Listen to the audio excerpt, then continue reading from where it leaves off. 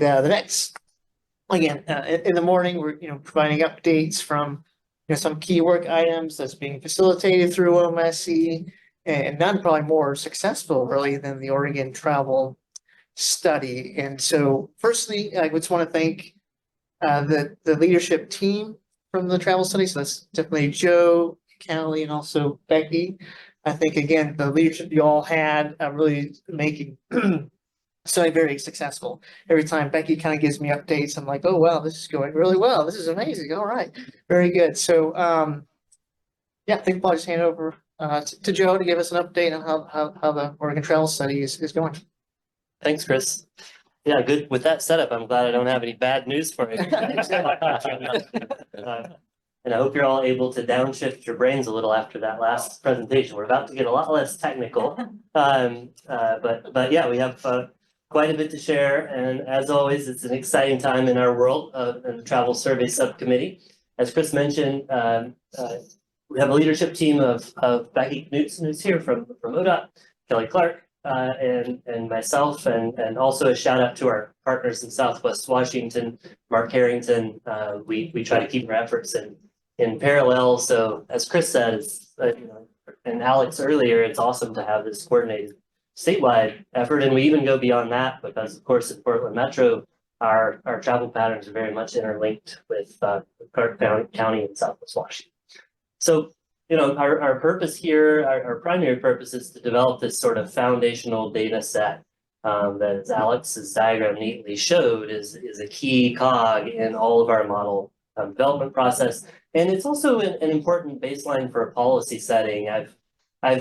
Because people have been hearing about the survey, folks inside Metro and around our region have been asking me a lot, when are we going to get some of these updated rates? We've been dying to know how things like household trip rates have been changing, mode shares, trip distance profiles, and all that comes from this survey too, because it's a survey of what people are actually doing and it's representative around the state. I think we can go to the next slide. And I wanted to give you this as a slice in time timeline. I don't want to suggest that there wasn't a lot of groundwork laid before spring 2023, before my time, and that was again led. Chris Johnson's name came up earlier. He was instrumental here too, along with Kelly and Becky, ODOT in general, and all the MPO and other partners around the state. And the reason this effort's been so successful is that the hard work has been going on since, T-minus 10 instead of right as it was starting, and really back to the last OHAS, which was a great survey in its own right at the time back in 2010, 2011. But now, here we are. I just wanted to situate everyone who may not be as attached to this. In spring of 2023, we went into the field with what's we're calling the Oregon Travel Study, OTS. It's very hard for those of us that were in the OHAS world to not say OHAS, but I try. And in this past spring, we started with a pilot survey, which was really important because there was a lot of uncertainty in general and then post-pandemic about recruitment, how recruitment would go, how were people going to respond to a survey in this new era.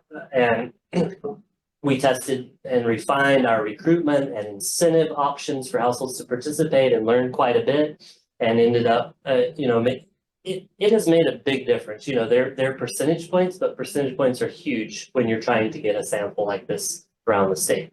And we also designed it so that we were ready to go. We had the questionnaire ready. So those households will be part of the final sample, but we were also still learning from them. So we got about 2,800 households from the spring pilot.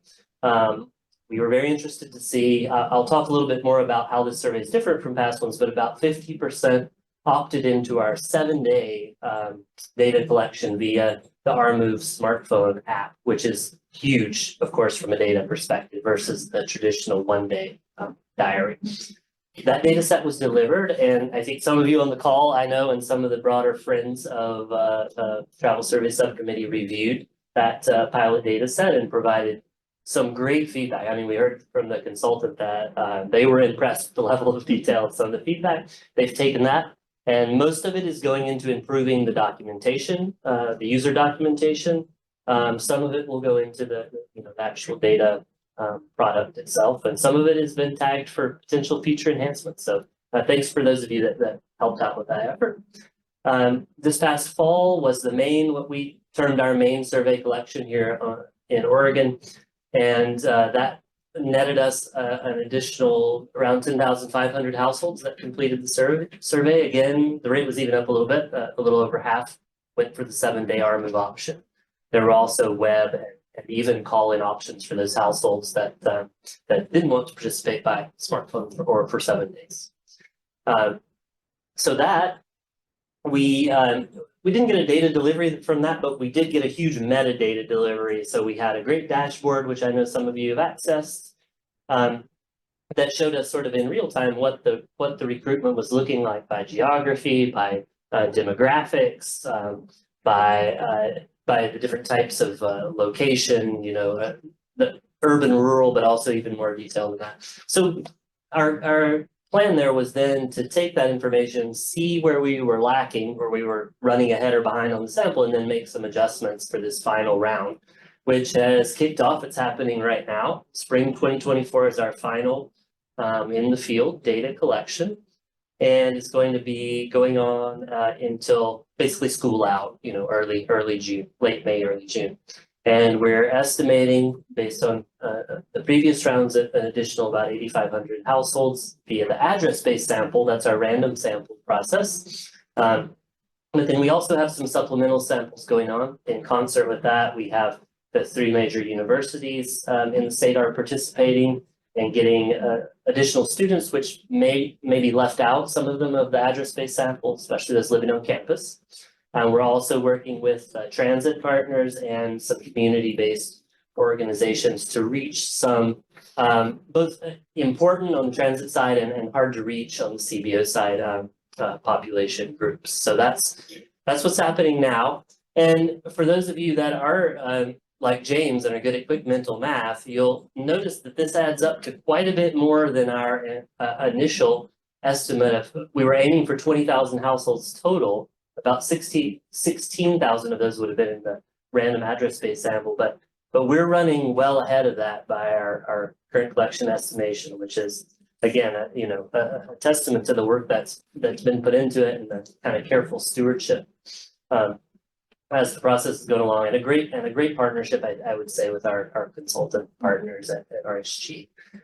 So we're really excited about that, and that opens up some additional opportunities I'll mention in a moment. But late 2024, roughly speaking, is our date when the final data delivery will start to occur, and that'll be the fully weighted complete survey data set that will then feed into the joint estimation stream, create all of these, a policy baseline variables, allow us to compare to past surveys and all of that. So pretty exciting times. We're getting close to when you guys will have some data and sink your teeth too. The next slide we can go to. Possibly. Uh-oh. There we go. So this is, every edition of a statewide household travel survey is a special edition in some ways, because it is such a huge effort, and it hasn't happened every year, obviously, or the last one was 2011 or so. This one is, though, it's state of the art for sure. For the first time, we're getting multiple days of data, as I mentioned. So 7-day smartphone participation option, which gives us GPS traces over that whole period. There were other options, as I mentioned, but this is, and the timing couldn't be better, right? Because think of your travel trends on a weekday to weekday basis compared to sort of pre-pandemic. I think those shifts within the week are going to be much stronger, and we're going to have the data to support analyzing that. This one, I think, is also special in the particular focus on reaching the hard to reach groups.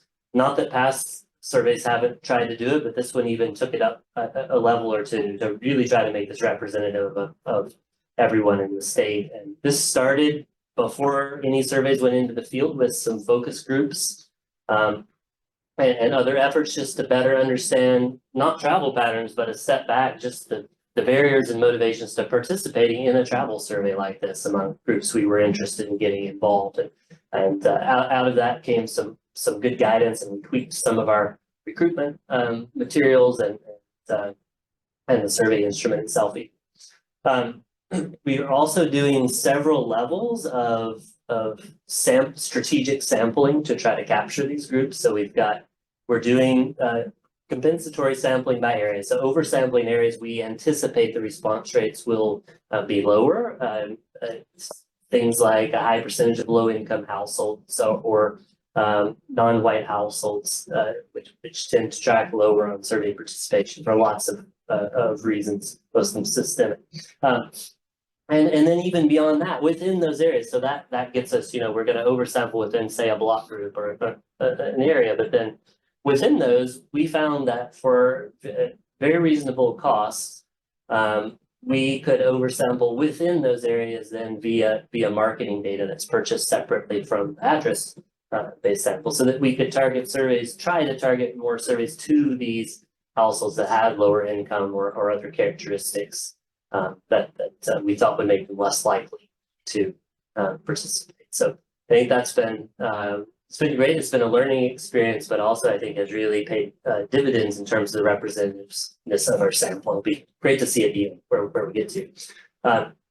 We also have a dedicated subcontractor who is working in the equity arena around the survey and working to build these relationships with the CBOs, and also just feeding us good ideas about things to think of that we might not otherwise. Creating products where we can kind of encapsulate everything we've learned for future rounds of the survey.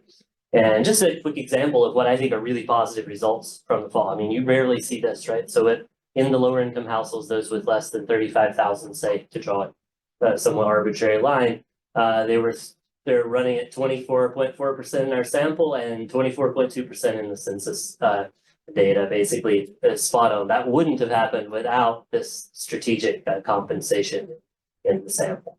So we're still learning, but I think we really made strides, and it's a very worthwhile effort.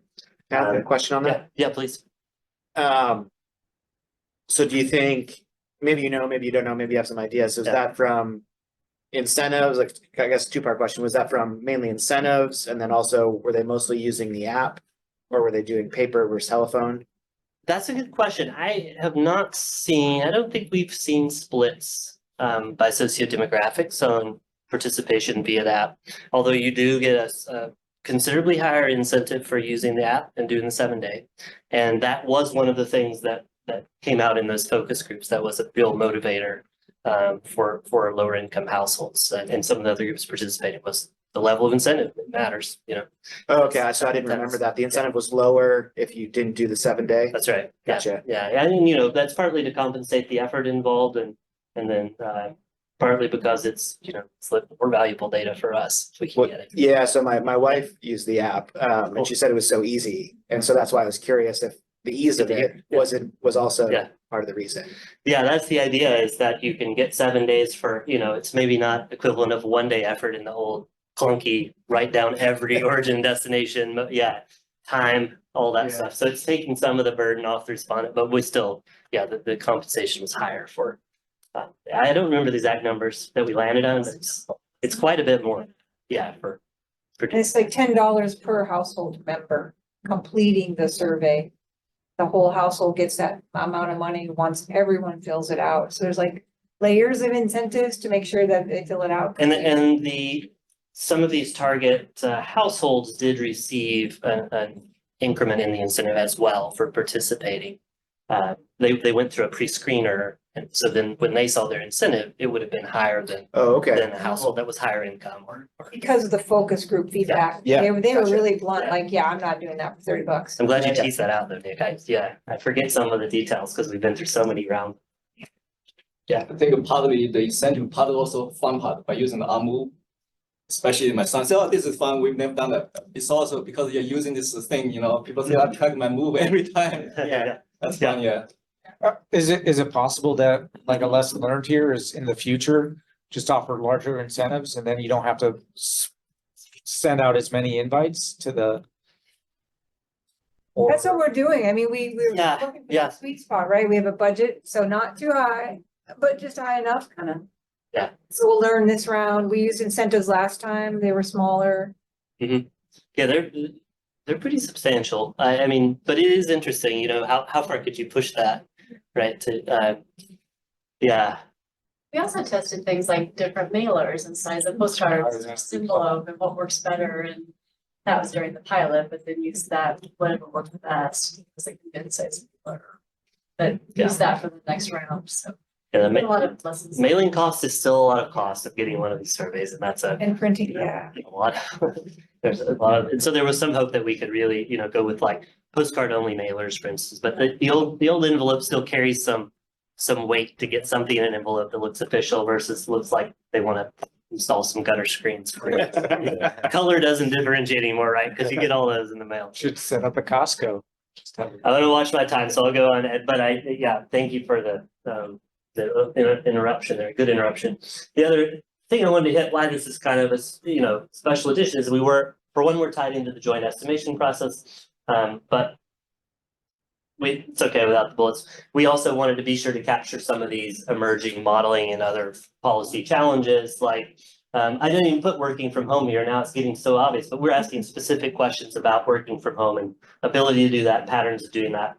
Of course, we capture some of that just naturally in the travel data, but things about electric vehicle ownership, a ride hailing, e-bikes, micromobility, e-commerce, at the household level, participation in that, and then a really neat tied to an ongoing chain of research series of questions around bicycling attitudes and willingness to ride on different types of facilities.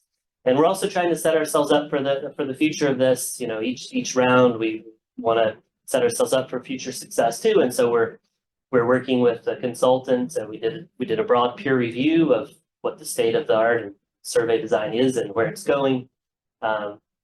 We're all assessing the potential for follow-up surveys, including our first one on e-commerce that's happening now.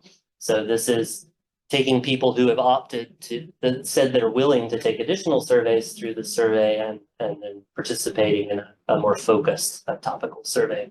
And then also we're going to get out of this some guidance on how we might, if we were able and wanted to go that direction, think about more frequent rolling surveys, as a lot of regions at least are pursuing these days. So something more like the ACS data versus the decennial census idea. So you get a little, smaller chunk of data, but more often to keep up with trends.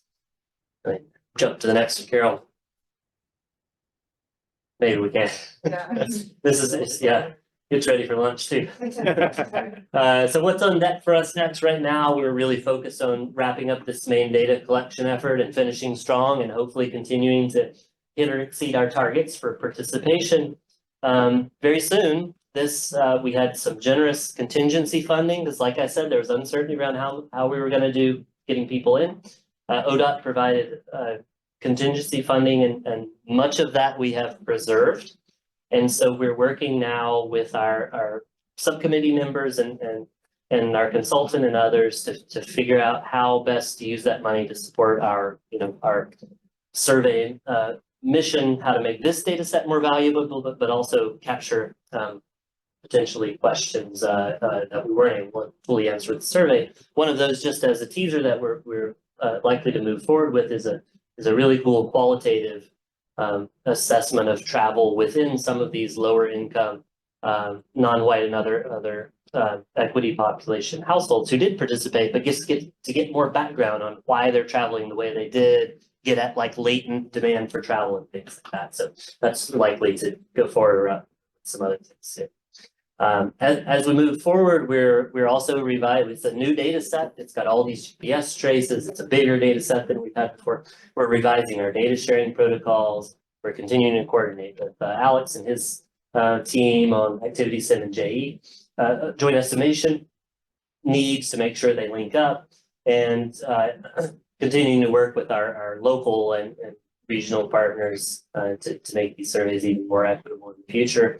One of the things that has come out of one of these OMSC meetings is to start to think about how we would best engage tribal governments and native populations living on tribal lands in future surveys. And that'll probably start within ODOT and partnership with our regional NPOs, and start that discussion for future surveys.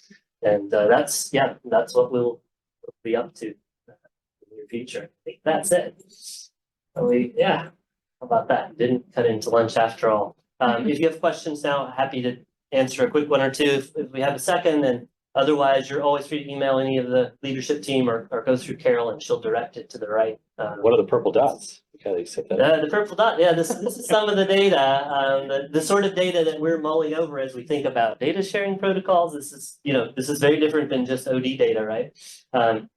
So we get these traces. This is LADS. I thought it was interesting to think. I happened to be eating lunch around LADS, and the LADS 500 was going on. I don't know if anyone's familiar with that. So they do 500 bike laps around LADS Circle there in the center, which was going on during our data collection. I wonder if we have anyone who's tracking, and I wonder what their system's gonna make of that trip. Maybe we better warn them. Like this 500-mile bike trip that doesn't go anywhere. But yes,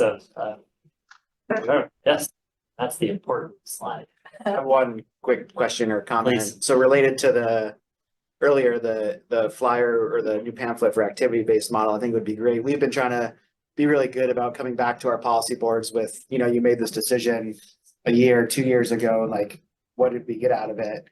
And, Becky will know it was a hard lift for both of our small NPOs to get that budget amount for the survey. So it'd be great to kind of have something that comes back and says, look at all this great data we have, your investment was worth it. And now look with Activity Sim or with the activity-based model, we're gonna be able to answer all these more questions.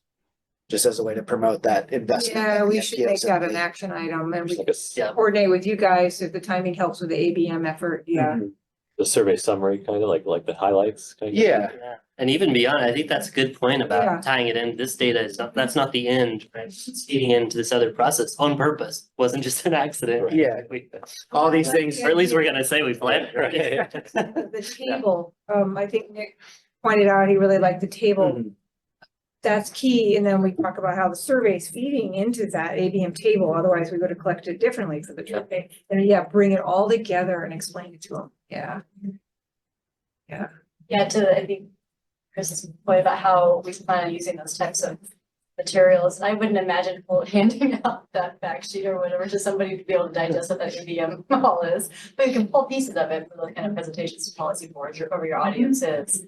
So having that all in one place and easy to like translate into another form of communication is really helpful. And like the visuals are really good.